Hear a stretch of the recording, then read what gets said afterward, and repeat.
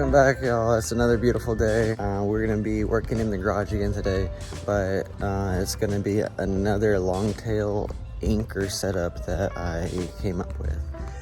But before I hop into all that awesomeness, I just went to the mail and have something that arrived that I didn't even order. So that's always awesome to get. Gonna crack into this and see what it is. So be right back. All right, we're back, and I popped the top off that box I got, and it happened to be chassis and some rollers. I forgot I bought some secondhand rollers from Migs. So thanks, bro, for sending me the, I guess, extra pieces, because this chassis I did not buy from him. So that was extra thank you, I guess, from him. So thank you, Migs, for hooking the brother up. So other than the VS chassis we have here, which is awesome, we got some rollers here that mostly, I believe, real. There's only 2 replicas here, and you could totally tell that they're replicas compared to the other ones with bearings in them that apparently are real. So look how different you could tell from the real to the replica. Yeah, so pretty stoked because I'm going to process these guys, all the ones obviously without the plastic edge. So I'll process those and have some extra rollers, and then on top I got more of these small little guys. Yeah, these are awesome. So I'm gonna give these a try and process these also, see if I could get this little edge to be rounded off. It'd be wild. But we're gonna slowly creep into what this video is about, and yeah, be right back with some cool rear anchor stuff to show you.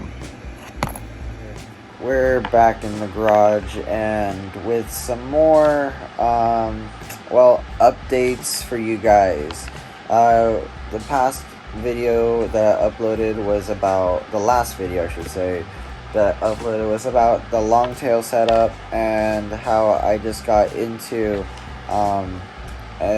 making my own from Arctic 99's design, because he had that 2022 carbon, and so did I was like, it just looks great.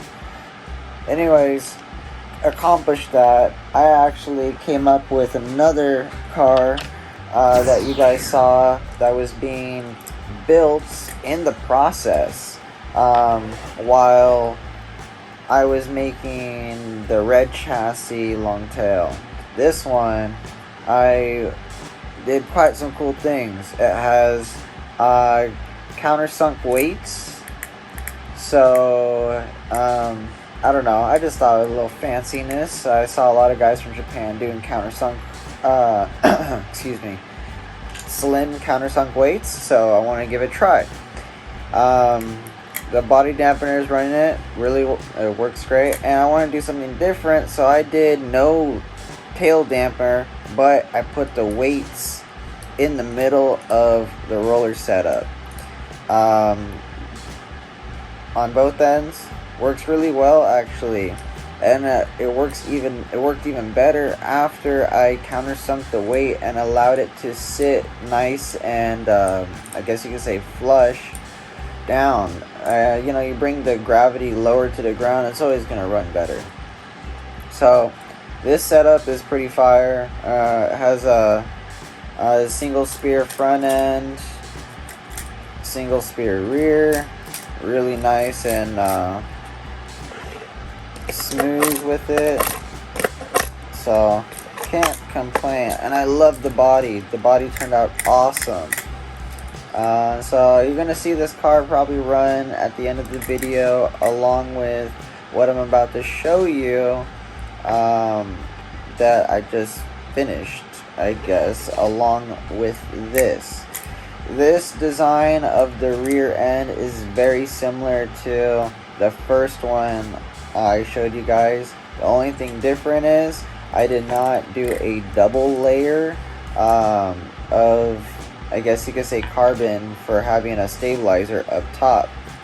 I used regular screws that had the cap screws, so I used the cap screws and I opened up these carbon fiber plate holes more and then super glued them down, so they ended up being my cover for the head of the cap screw.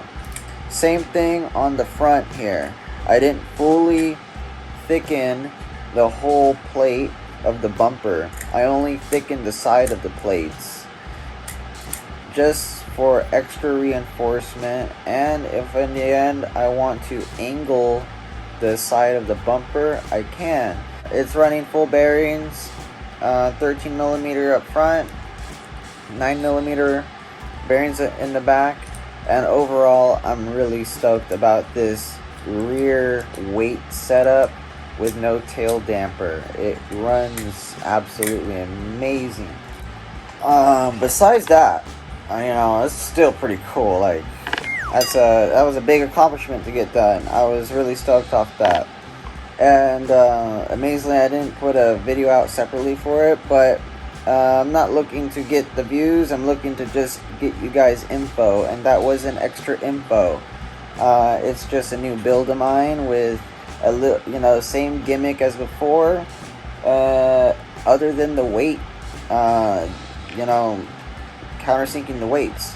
So, like I said, let's move on to what I just accomplished. And here she is. I am showing you it in the tech box because the tech box really displays how wide this rear end actually ended up becoming. Because this prior setup with the carbon fiber that I just showed you, not this one, but the other one that I just showed you, you can only run the 9 millimeter bearings. I tried to figure out on how to run the 19 millimeter rollers, and you have to re-drill, and it would just be a pain to really match up the holes. So I wanted to go ahead and design a long tail setup that I was able to run 19 millimeter rollers without any issue of mounting up other than countersinking. So I did so. I found some old FRP parts that I thought will never be useful, but these are really old. These are actually used, and they're just for just this, display purpose. So what I did was I got these parts themselves, 2 of them, and glued them together, doubled them up for obvious reasons of reinforcement and thickness, because FRP likes to flex a lot when it's on its own. Look at that. That's a lot of flex. Anyways, these parts, when you get them new, don't come with these big holes. These are, like I said, secondhand. I had just laying around. So anyways, you glue these 2 together like so, okay? And when you're done, you're gonna want to slice them down the middle with in the center hole. Then you're gonna have yourself 2 arms. Those 2 arms then will become your long tail arms for you to trim away and be able to get the bumpers mounted up properly to your chassis. Because you do want a little bit of play, but you don't want rubbing against your chassis. Otherwise, it's not gonna manipulate right. And then I highly suggest, because this setup is not like the previous one with the carbon fiber, it only has 2 mounting points, meaning it only has 2 nuts and bolt, 1 nut and bolt here, 1 nut and bolt here, holding the arms to the T-plate. So just keep that in mind. It's important you reinforce and use a sandwich plate. The sandwich plate is a big must. If you don't, you will break the rear end during a race and you're not going to be happy. So, with all that said, that's the new rear end, long tail rear end for the 19mm roller setup that I came up with out of FRP. That is just secondhand stuff that I had laying around, which you guys can get brand new from any pretty much Tamiya distributor. These parts are very easy to come by. I never see them sold out, and if they are, I'm sorry, but I usually don't see them sold out. Another good one to give a try for a long tail setup are these guys. These I believe are from the AR setup, and they're another good gimmick to give a try, and maybe double up and cut away and use as arms for a long tail setup.